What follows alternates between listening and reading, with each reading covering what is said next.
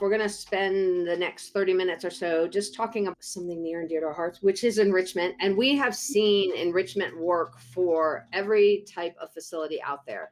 So I will say, first of all, that if you're not doing enrichment, then have an open mind as to how you could add this, whether you're a groomer, a dog trainer, a daycare, a lodging facility. What am I missing? Pet sitters, dog walkers. All of these individuals have added enrichment to their programs, and it's another way of adding revenue streams, and you can do it so many different ways. So our thought on this Facebook Live is just to really help you to think about some creative ways of adding this to your business.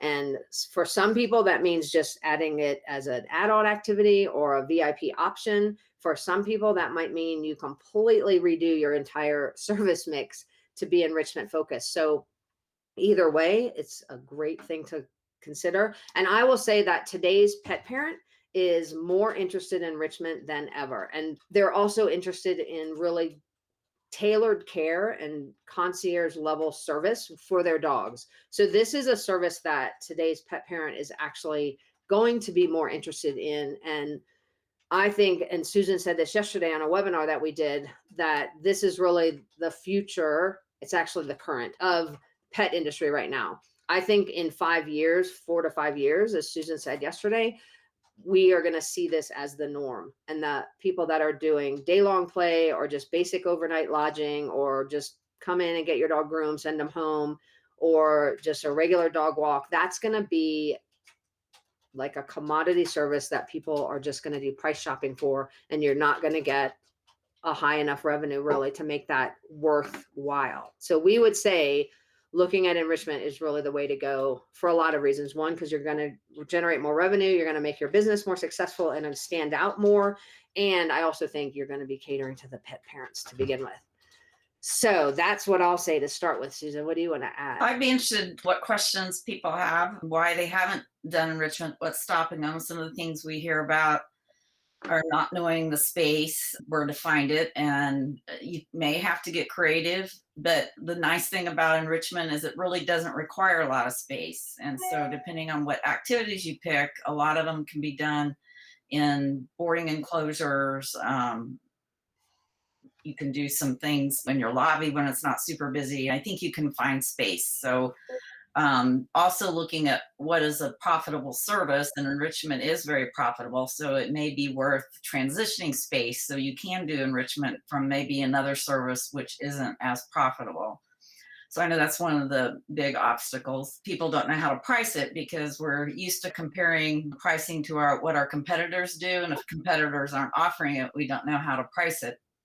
And so we've talked about pricing, and really we should be pricing our services based on the costs that we have in our businesses to provide them, and then adding a profit margin on. And enrichment is a high value service, so I think it should be 20 to 25% profit margin on top of your cost, at least at a minimum. And that's just a tip on how to go about pricing services. So those are a couple of obstacles that I know people have asked us about. So Jen says, hello, enrichment is our jam, total revenue increaser. I love that, Jen. So Jen, let us know if you're doing that for daycare or lodging, or what services you offer that for. And Jennifer says, from Tennessee, we've been running an enrichment day camp for 2 years now, looking for some fresh ideas. So again, Jennifer, let us know, are you doing that every day? Is it a VIP option? Is it something you do just at certain times? But there are a ton of ways to add enrichment. So like I said, you could just add this as an add-on activity. So we often see this if you're doing overnight lodging, and one of your options to add on an activity package might be some enrichment activities. Enrichment activities would be things like one-on-one attention for the dog. And so some of you do that already with just cuddle time or snack or something like that.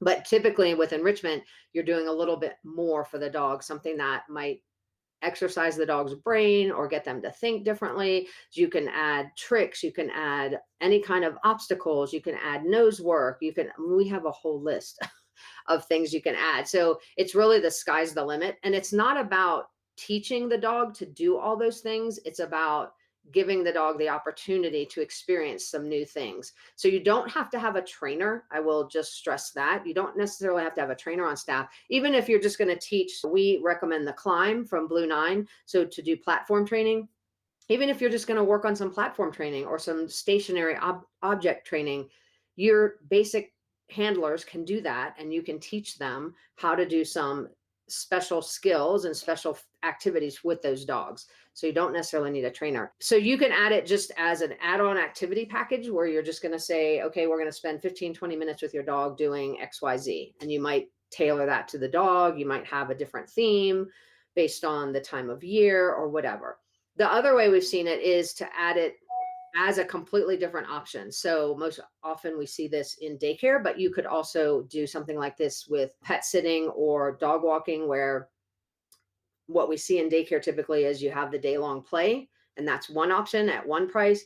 And then the other option is our VIP package, which includes play still, but in much smaller groups and a lot of rotation of the dog so that they rotate through 4 to 5 different activities throughout the day. So it's a little bit more structured, like Montessori school. We always compare it to a very structured school for your child. So they have 2 different options.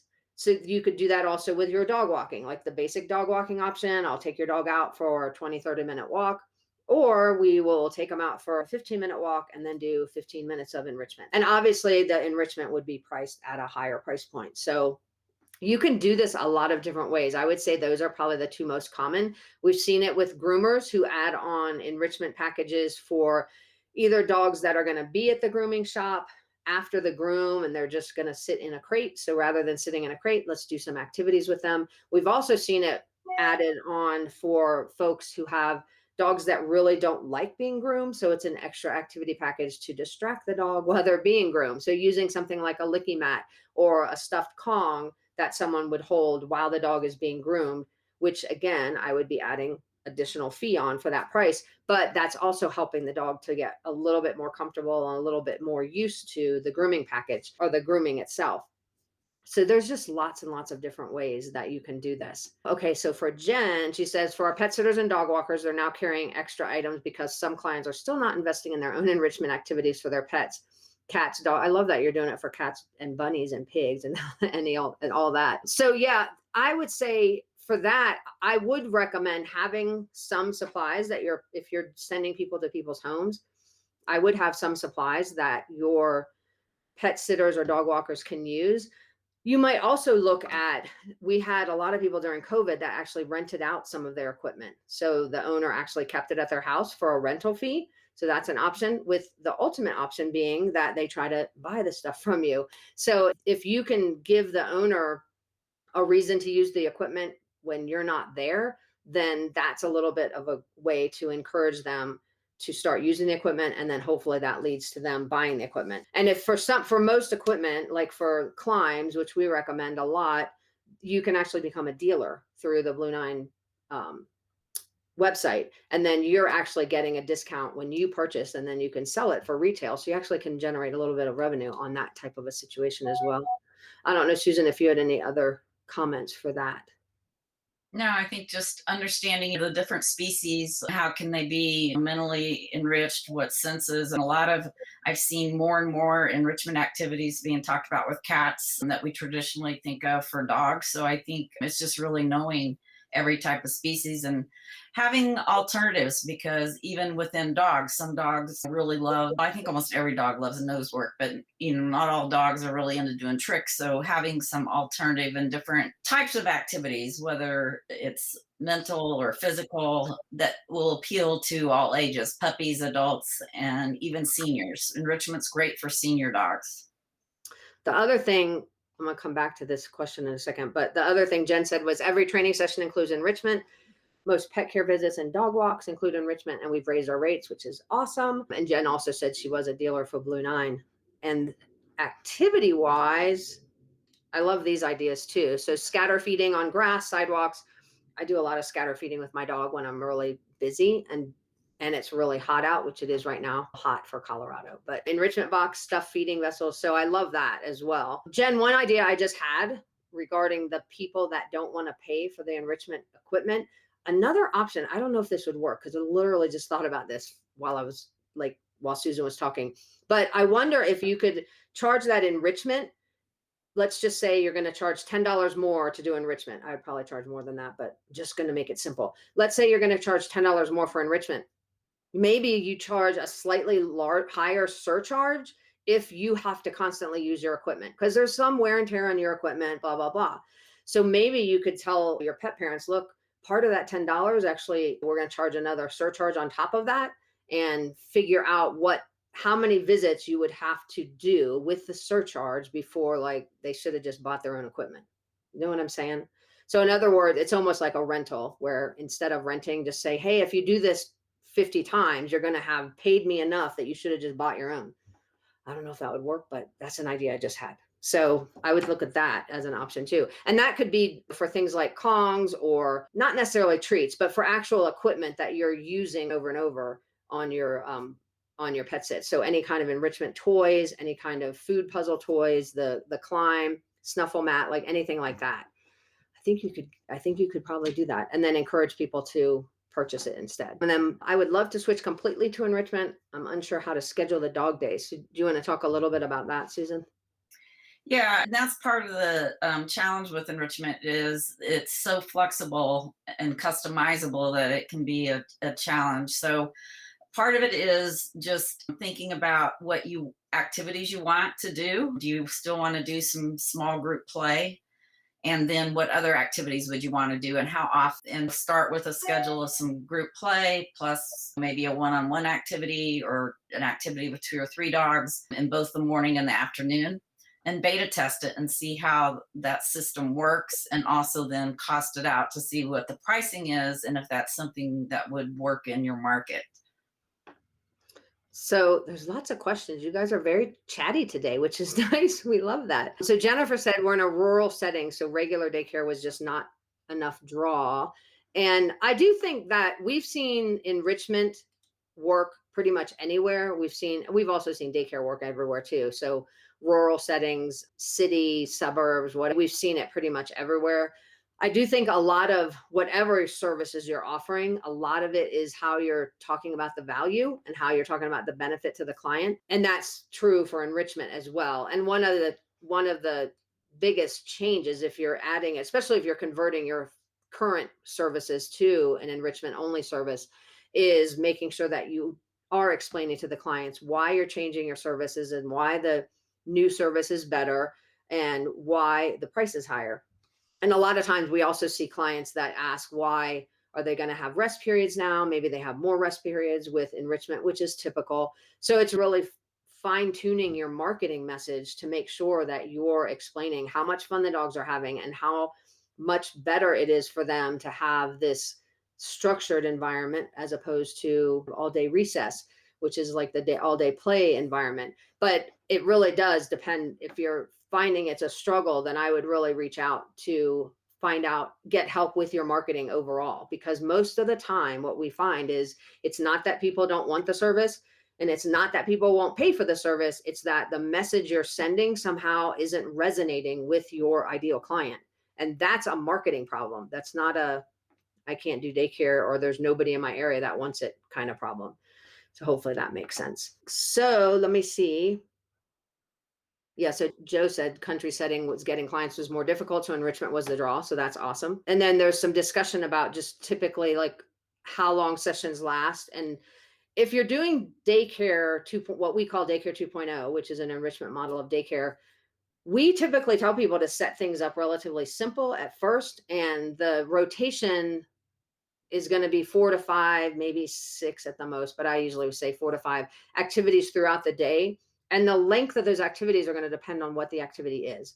So you might do, because we typically would recommend smaller groups of dogs, like 6 to 8 dogs. And you might have play session that is with all the dogs, all those 6 to 8 dogs. And that might last an hour, maybe an hour and a half, maybe 45 minutes. That's going to be a little bit longer. But then you might put them all in a enclosure with a puzzle toy that might only last 45 minutes, maybe a little bit longer. But if you're going to do like nose work, like Susan mentioned, then nose work might only last 15 minutes. If it's a puppy, might not even last that long. So it just really depends on what the activity is that you want to, as you set up your schedule. So there's a lot of variables in terms of that. And we do recommend, for whatever service you're going to add this to, we would always recommend beta testing it first. And that's the best way to really figure out what works best for your particular facility. So beta testing, we would not be charging anybody anything extra. We would be letting clients know, hey, we're going to try this whole new thing, and we've selected your dog to help us with this. And we're not charging you same price as normal, but your dog's going to get so much more interaction, so much more fun, whatever. And that gives your staff a chance to actually play with the whole idea and figure out what activities they like to do, what activities the dog likes to do. You can figure out your schedule. So I would run beta testing groups multiple days with probably a couple of different groups, and get your staff to participate, get staff feedback, like really figure out what you like about it and what might need to tweak before you actually roll it out. And that's true whether you're doing it for pet sitting, dog training, whatever. Like, I would beta test it first. That also gives you an opportunity to take tons of pictures, tons of video, which you're then going to use for marketing. And I would even start to tease the concept on your social media channel. So you can say, we're trying something new, Fifi playing, doing nose work, or playing on the agility equipment, or whatever it is. So you don't really have to, I think a lot of people worry that they don't have all their ducks in a row to launch it. But if you beta test it, I'm telling you, there's no pressure on anybody. You're not charging anybody. You're not telling anybody it's a new thing. You're just practicing to see how you like it. All right, I'm reading questions, Susan, so I'll let you chat for a second. Okay. We've had a lot of members implement enrichment, and they all love it, not only for what it does for their business, but especially they can see the engagement from the dogs is higher. And some dogs that they didn't think were players do play when they're in a smaller group, because dogs do have to feel safe to play. And the other big advantage is with their team members. The staff actually get a lot more engagement because they develop a deeper relationship, and they're learning new things as they're teaching enrichment and observing the dogs actually enjoying doing a lot of these activities. So this is like one of the win-win-wins that we found, that it's really a no-brainer. When all of our members that have offered it, none of them have dropped it to our knowledge. And in fact, they see demand increase and actually start doing more and more of it and more services. And some even have converted their daycare over to a total enrichment daycare. So Jen said our ducks were so not in a row, we started it anyway. I love that. So we do a lot. Susan and I talk a lot about, we build the plane as we're flying it. So we do a lot of stuff that's, let's just try this, and then we're adjusting as we go. So yeah, there's a lot of ways you can start this, where worst case scenario, if it doesn't work, you have not lost a thing. But I have another suggestion for Jen, though. So Jen gave this information about what she's doing right now. So we mostly do it yourself equipment. And now clients are leaving TP rolls, Amazon boxes, package paper, de-stuffed toys. I love that your clients are like, here, they can play with all this. So that's cool. I sold a few climbs, and then you can't see all of this, so I just have to read it now. I've sold a few climbs, but would love for each dog to have a topple or snuffle mat, or a rubber feed bowl, balance pad, for example. So for that additional charge, they would pay for it. So another idea I just had when I read that, Jen, was, what if we're going to talk about memberships? And I don't know if I would include this as part of the membership unless you built the fee in, which you could. We'll talk about that in a second. But I was thinking, what if in order to be in your enrichment program, there was some kind of an upfront cost? And I would maybe set it up to say, let's just say the upfront cost is, I'm totally making this up right now, you guys. So I'm just saying, this is what Jen is like causing me to think about.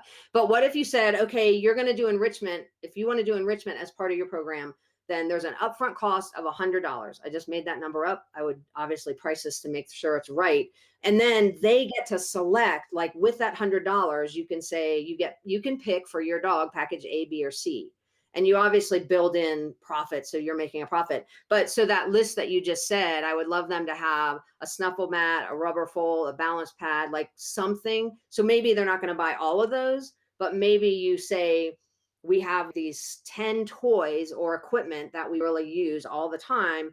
And when you become an enrichment member, you pay an additional upfront cost of X amount, and then you get to pick 3 toys that you want or whatever. Anyway, that was my idea. That's my idea for the day that Jen just spurred me. But anyway, that's just that initial, that way you're essentially making them buy something, not all of your toys, but you're going to have some kind of way to get them to buy into the program, get at least 2 to 3 pieces of equipment that then they have at their house. So you don't have to bring all of that all the time. And then hopefully that leads to them getting more stuff later too. Anyway, that's my idea so far. She said, I'm with you. Keep going. All right, hang on. There's so many questions I can't keep up. So many comments I can't keep up. So Jennifer said, I need some training inspiration for my staff. It was my idea. This is a great one, Susan, if you want to talk about staff buy-in, because she's excited. I'm always trying new things, but my staff thinks it's a lot more work. So you want to talk about that? Because this is actually a very common issue, Jennifer.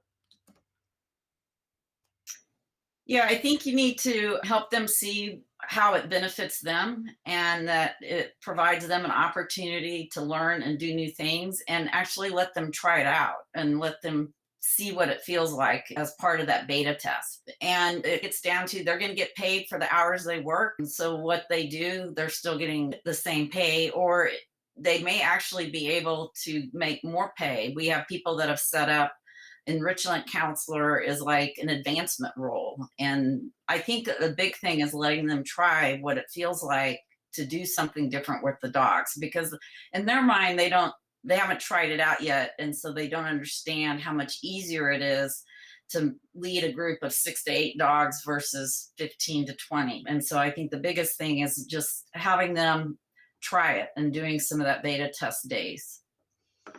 So we had a couple questions. Janice said, what do you charge?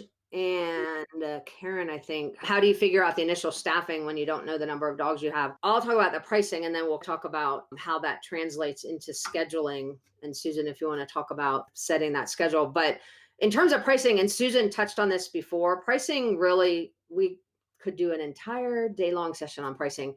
But what I'm going to say is pricing really is all about knowing how much it costs you to run or offer the service.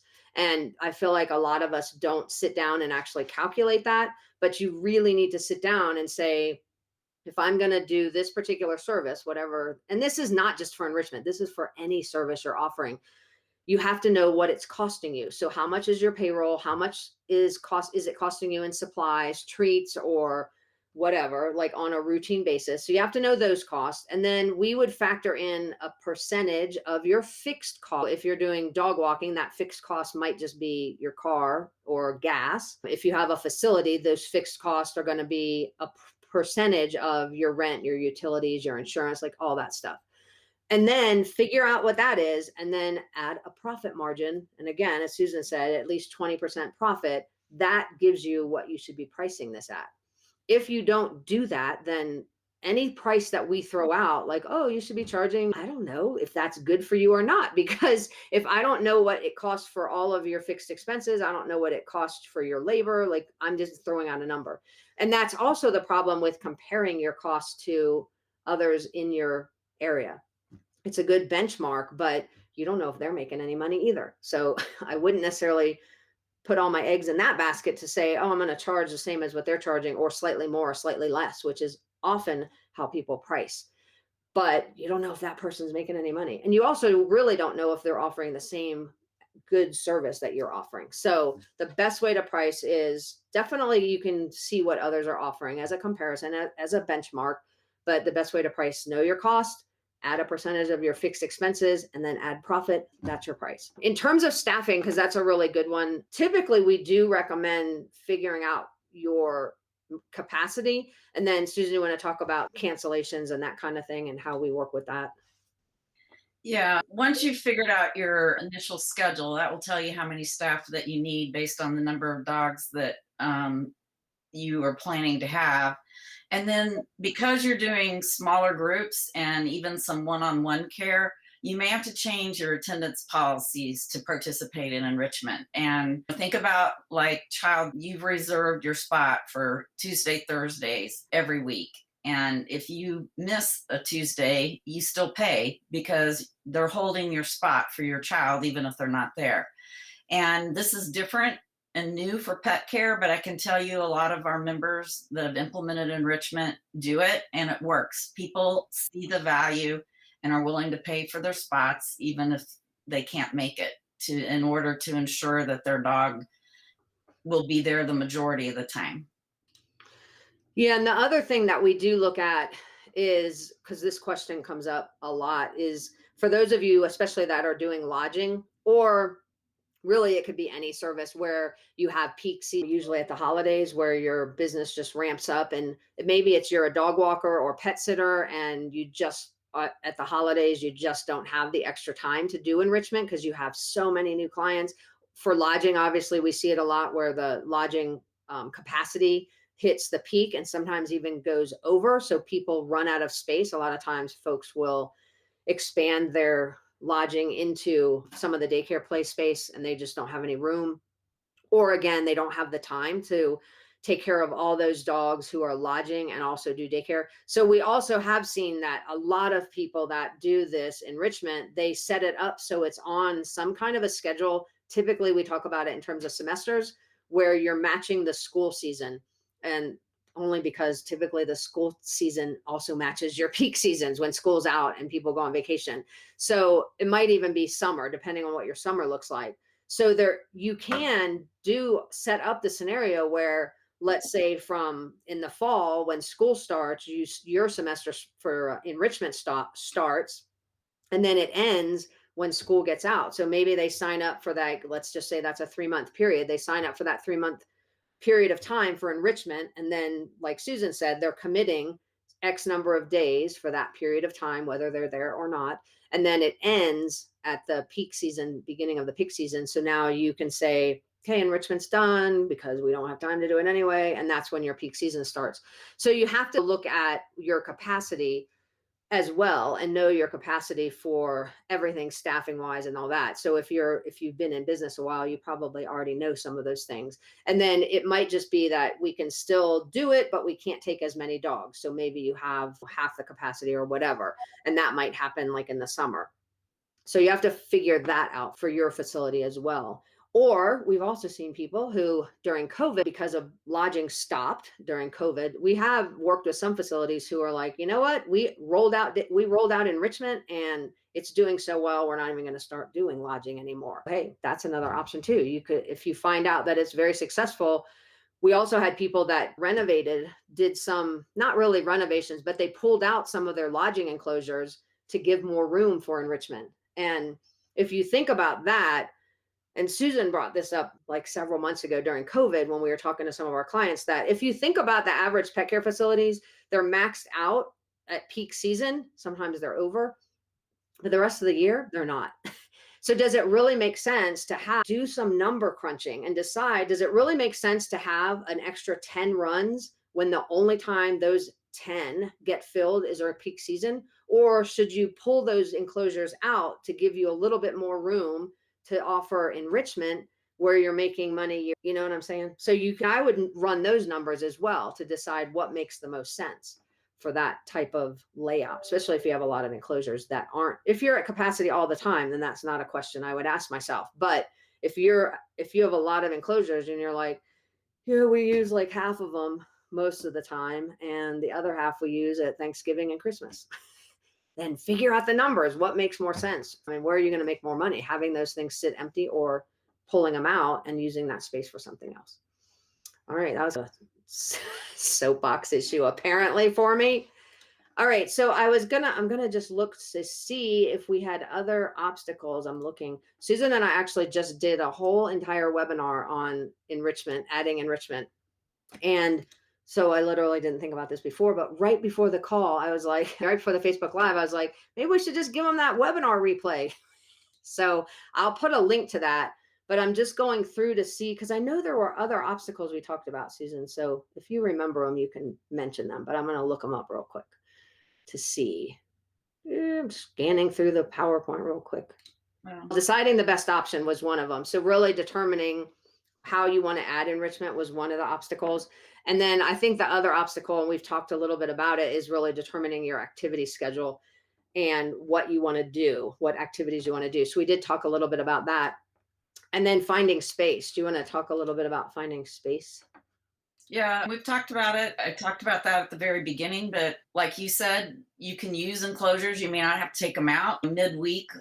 Rarely is your facility 100% occupied. So if you're offering this during daycare, you can do a lot in a large enclosure. You can wall off some space with some temporary fencing and make sure it's dog safe and do some activities there. You just have to get creative and look at your space in a new way. And as Robin mentioned, looking at what's going to make the most money. So the last thing I'll talk about really briefly, and I'll let Susan jump in with any comments about, but the other thing we do recommend considering when you're adding enrichment is looking at a way to add a membership component to your business. And this may or may not be associated with enrichment. You could make it a membership in order to be in the club to do enrichment, you have to be a member. We've seen a lot of people do that, but we've also seen people just create memberships for other things. So maybe you have a membership for a grooming package or a membership for a training package or whatever. And we did a whole Facebook Live on that, which should now be on our YouTube channel. So memberships are really big right now. So if you haven't considered a membership for your business, think about things you've seen memberships for in your life or coming across your social media feed. There's memberships for subscription services for your dogs, for their toys, for hair products. My husband has harrys.com, which is like shaving stuff for him, wine clubs, there's memberships for everything, literally candles, you name it. There's probably a monthly subscription service type of membership for those. And your pet service should not be any different.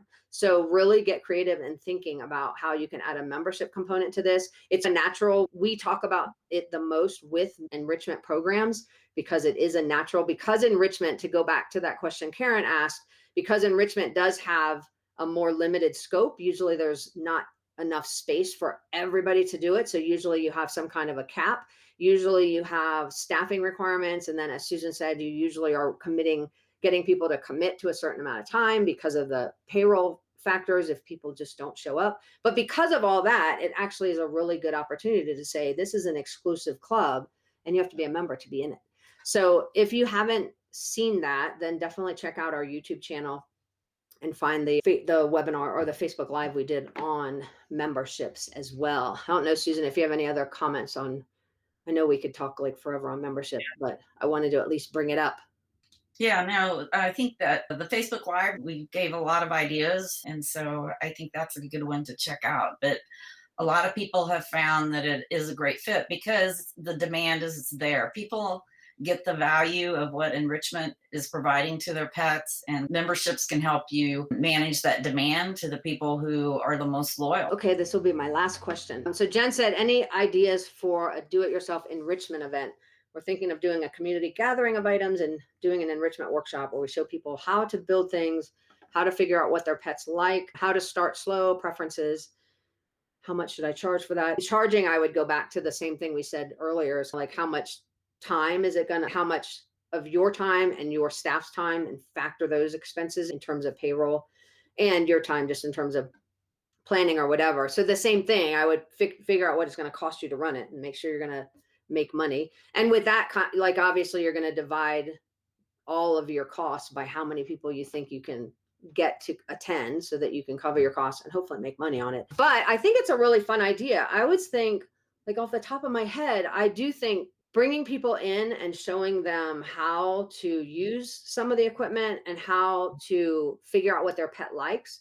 To me, again, I'm thinking like Jen's totally putting me on the spot today. I think the biggest thing I would look at is canine body language. I would probably be teaching canine body language to teach pet parents, first of all, how to know if their dog is having fun doing something, and the subtle signs of, does your dog hate this thing, or can we get them to overcome it, and ways to really show them how to go slowly when introducing stuff. We've all seen the videos of the pools where people just pick their dog up and throw them in. Not a way I would recommend introducing my dog to a swimming pool, but there's a ton of people out there that think that's perfectly fine. And so really the way is that good for the dog is look at the dog's body language. Cause I'm telling you, those dogs are not happy when that happens. And they're not happy when they're swimming, and they're not happy when they get out, but that's all but being canine body language. So I think a lot of it, I like to talk, I like to attract people to sessions that are like, how to know your dog is happy is a really good way, because everybody wants to know how to know if their dog's happy. So you have to make sure you have a really catchy title about, I don't know if people would just come if you're like, I'm going to show you how to use enrichment. I think most people would be like, either they think they know or they don't understand that they need it. Nobody thinks they need information about getting a puppy before they get a puppy. And so you have to be creative about how you approach that. So I would say that, but I think all the concepts that you put in there are great to teach. Having them bring stuff that maybe they bought something and their dog never did use it. Why not? And it's probably because they didn't know how to introduce it. So I love that. And I love about teaching them to start slow, even teaching them what treats, like why a high value, what a high value treat is and why it makes a difference. Because if they're trying to get their dog to do something with a piece of kibble versus a piece of steak, you will generally see some difference in motivation there. So I think it's a great idea. And I think it's a great way to introduce people to what you do as your business. And so also make sure you collect emails and follow up with those people because they're your potential clients. I don't know if Susan, if you had any other thoughts on that. No, it's a great idea. So let us know how it goes. Yeah. And I think you could even do that. It's nice to have everybody in person, but if you're in a city or county or state or whatever where you can't meet yet in person, that's something you could probably also do on Zoom, like through a webinar or a Zoom meeting or whatever. So even just to do that, to just generate new leads for your business, I think is a fun idea too. You could probably also do that as a Facebook group where you set up challenges are really big right now on Facebook. If you haven't seen anybody do like a 5-day challenge, Susan and I have actually done 2 this year for the dog gurus, but that's another idea, is just do a 5-day enrichment challenge for clients and get them having fun with their dogs and seeing what they can do. And it's all on Facebook. But again, they're inviting their friends and you can increase your awareness of what you do within your community. So lots of ideas there. So Jennifer said, can you share resources for ideas for specific activities? I would say YouTube. Jen actually mentioned that she had an enrichment group. There's also an enrichment group. There's a couple of dog enrichment groups online on Facebook. You can probably Google and find. And they have all kinds of activities that pet parents are listing in there, like, hey, I did this thing with my dog. They're very creative ideas. What other resources would you recommend, Susan? We have one. We have Dog Daycare Done Right, where we list a bunch of resource ideas, and we have our Daycare 2.0 toolkit, which I think you're going to share our webinar on enrichment link. And so that provides more details there. But you can also get inspiration from what's happening in child daycares. A lot of the same things apply as far as doing crafts. And just think about what are some physical activities that dogs enjoy, like long line walks versus walking on a 6-foot leash. What kind of activities will use their brain? What kind of activities are social? And if you look for and just get your staff together and brainstorm lists based on those different categories, you'll come up with more than you think you might. And you don't need that many. 3 to 5 will get you started. Yeah, and then the other thing, so I did put a link to the webinar replay in there. That replay is only going to be alive for about the next 7 days, so definitely check that out. At the end of the replay, we do talk about Daycare 2.0 Toolkit, which has a bazillion resources, including staffing resources and floor plans, and then a ton of resources, both video and handouts on teaching your staff how to do some enrichment activities.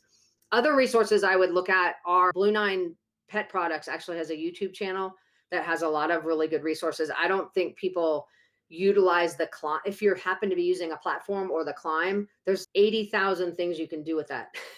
And every single time I watch their YouTube channel, I even come up with a new idea because they've just got a lot of different ideas for how to use the Climb for everything from platform training, which is what it's well known for, to scent work, to puzzle toys. Like you could use the Climb for all of that stuff. Blue Nine also has a new product. Love the company and all their products. And anyway, they just came out with a new product called the Propel Air Platform. I think that's the right name. And it's like a balance, a piece of balance equipment for dogs. So that's another thing. They've got YouTube videos on that too. So Kira Sundance, somebody said, yeah, Karen mentioned Kira Sundance. She's well known for trick training and sport, what's it called? Stunt dog training. She's got tons of books and tons of videos out there as well. So YouTube You can find a ton of stuff on YouTube.